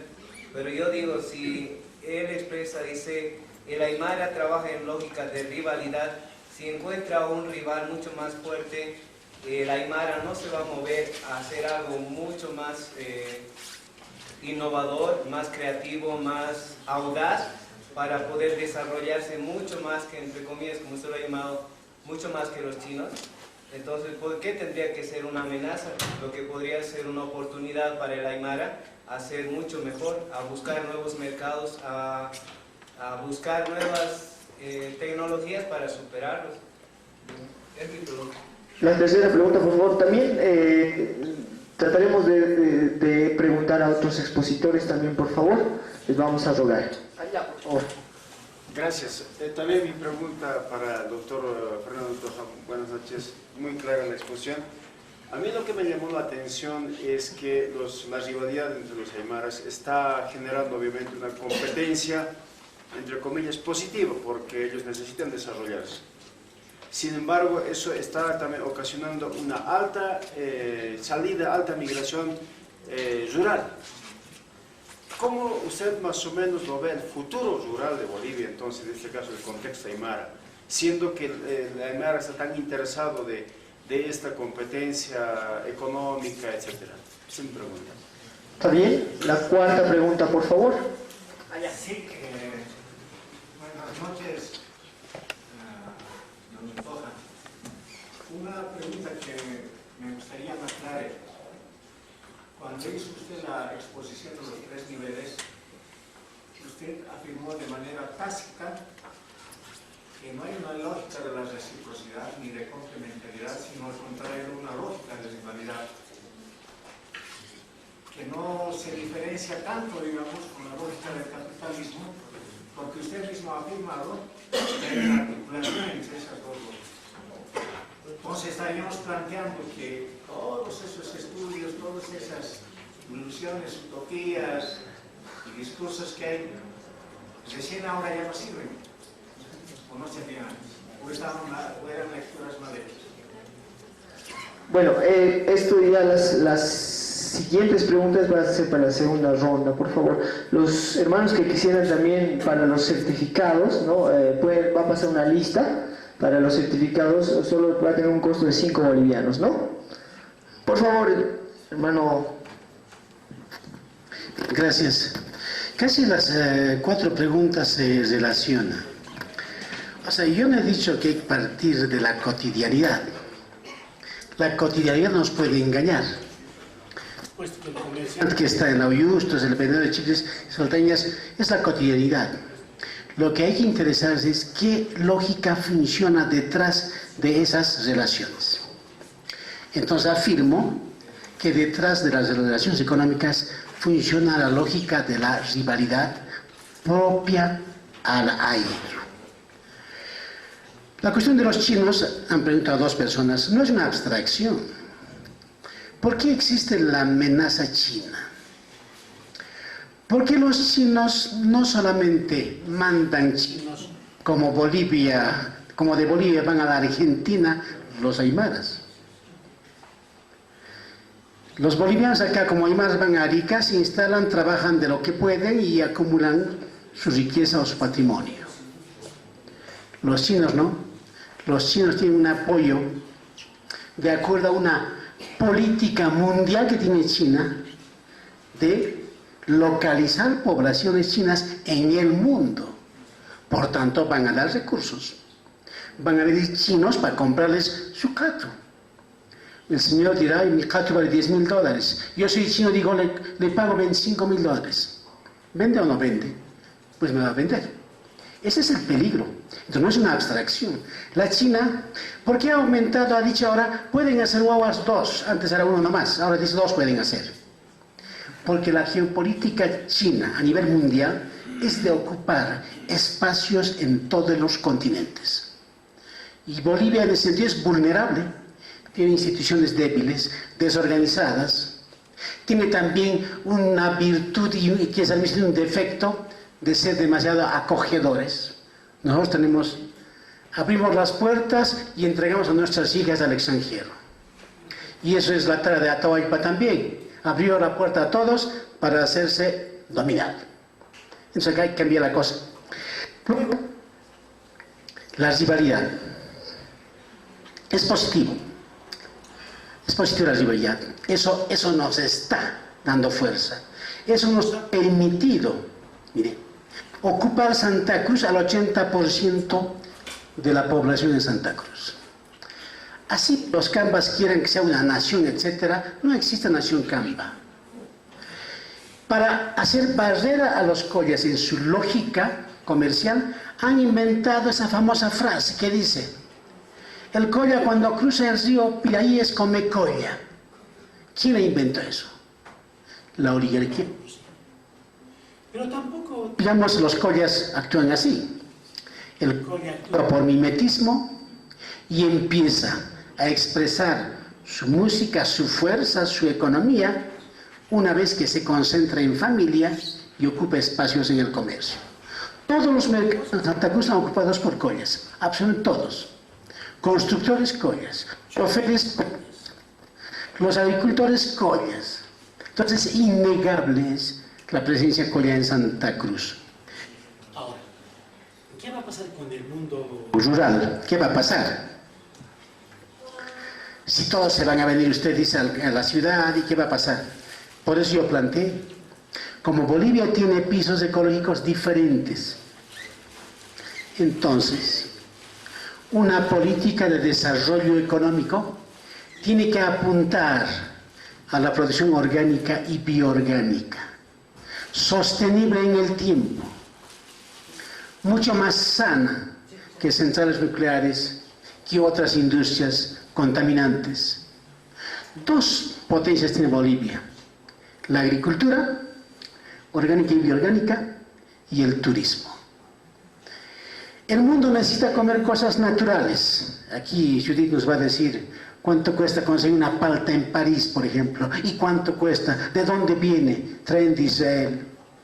Una banana cuesta cuánto, va de Colombia. Y nosotros, con las técnicas que ha expuesto Judith, podíamos exportar y emplear mano de obra en el sector rural, utilizar la tecnología contemporánea. Entonces la migración es posible frenar.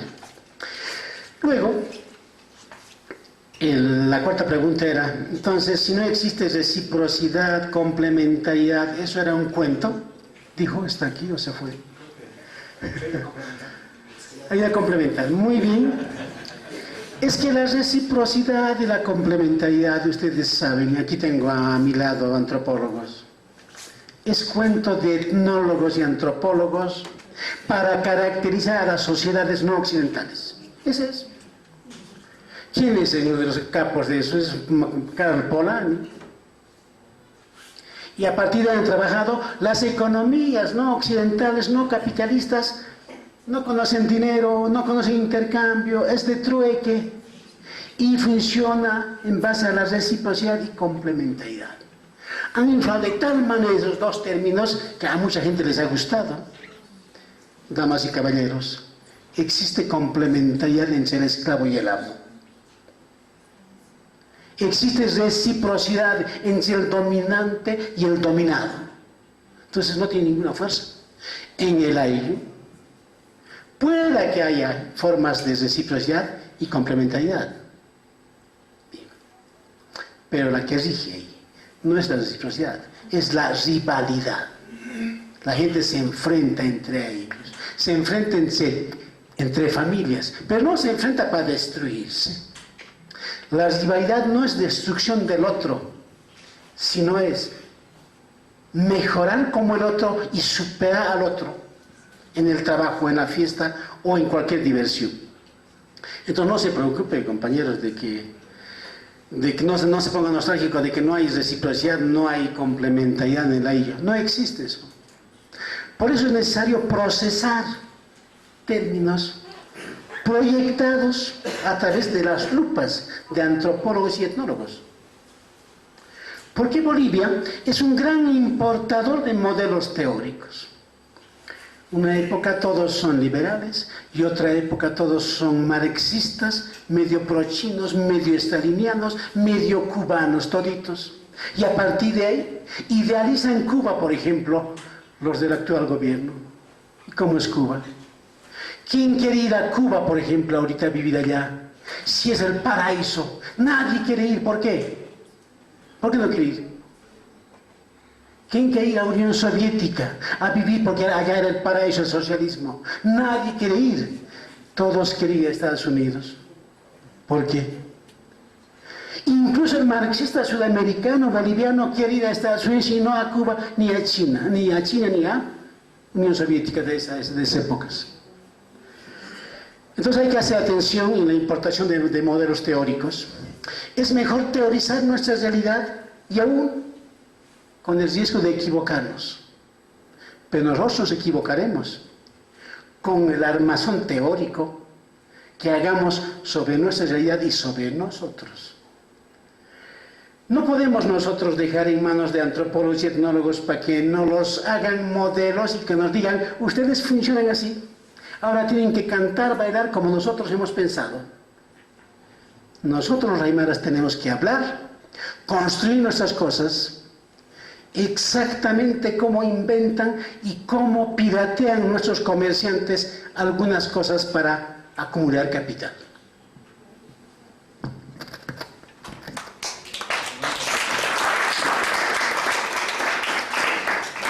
Bueno, quisiéramos tal vez dar a los expositores, tal vez la palabra a alguno de los expositores también para entrar en debate. No sé, ¿alguien de los expositores?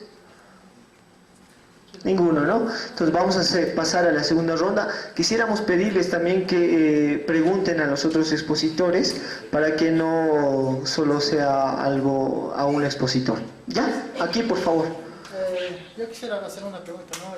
Estaba leyendo algo sobre al doctor Nico Tassi, ¿no? ¿A qué hace referencia cuando va a publicar un libro, ¿no? Al parecer sobre el sistema mundo activo? Y no sé si es que nos puede explicar eso, digamos, ¿por qué lo dice eso, no? el sistema mundial activo y a qué hace referencia. Eso sería mi pregunta, doctor Nico Tassi. Buenas noches a los panelistas. Y mi pregunta es también para los de la economía popular, porque en realidad lo que nos han planteado desde el punto de vista económico solamente nos han hablado de la parte del consumo y de la distribución, pero ninguno se ha enfocado en la parte de la producción, ¿no? Entonces, ambos planteamientos coinciden en la parte de la comercialización, la distribución y el consumo, nada más. Pero lamentablemente nosotros conocemos nuestro país, es un país que produce mano de obra nada más. Pero la producción la han explotado siempre los extranjeros, las transnacionales. Esa producción y esa riqueza ha ido a parar a esos países extranjeros, a esas transnacionales. Por eso nuestra economía, lo han dicho los dos panelistas, es una economía capitalista, pero lo que falta complementar es dependiente y atrasada, ¿no?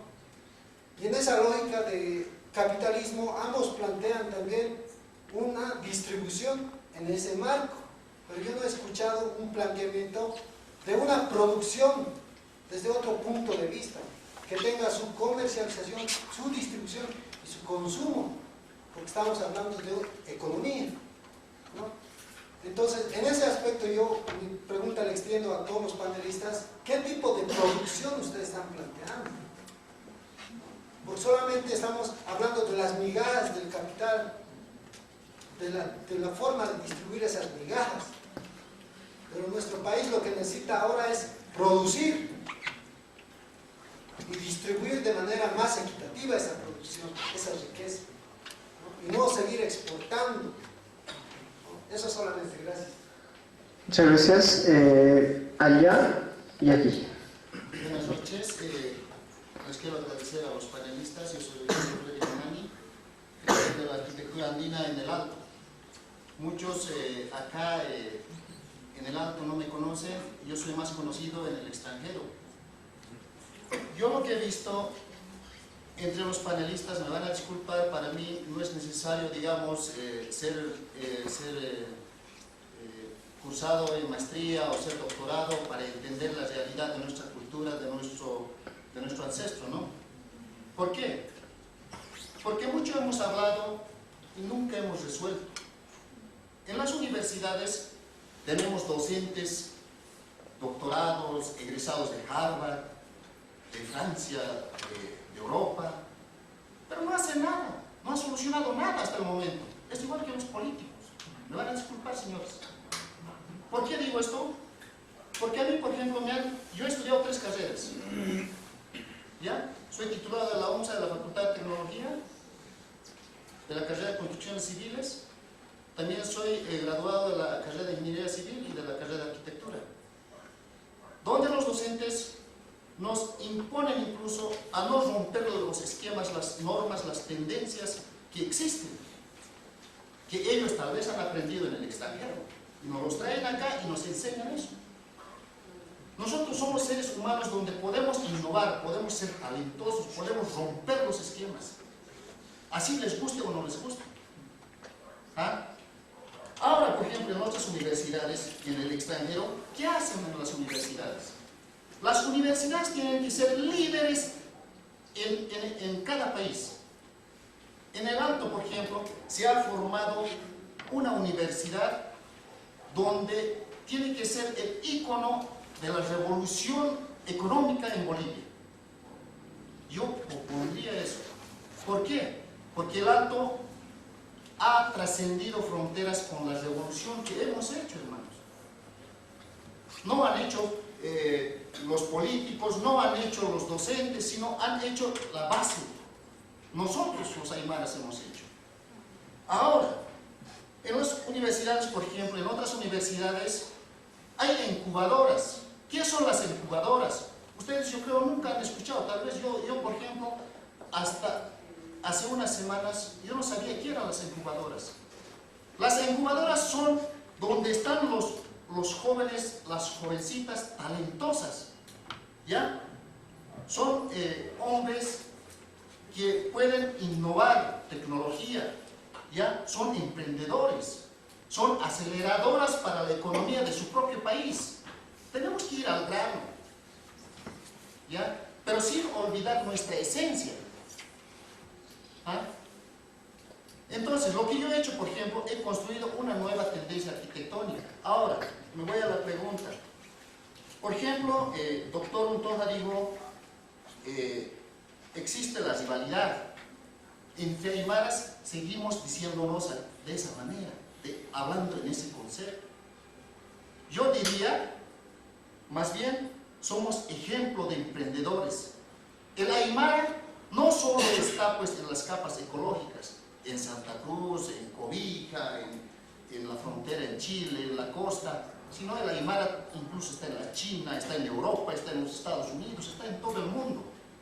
Entonces, ¿qué ha pasado? No nos autovaloramos, no emprendemos con industrias, peleamos, decimos la globalización nos va a consumir. No, eso es mentira. Ahora, nosotros mismos, como alteños, tenemos la culpa. ¿Qué hacemos, hermanos? Bloqueamos, impedimos progresar. Entonces aquí no hay industrias, nunca va a haber. Y el emprendedor aymara siempre se va a ir al interior o al exterior. Y queremos progresar, eso es mentira. Nunca vamos a poder con esta clase de teorías que estamos hablando. Muchas gracias.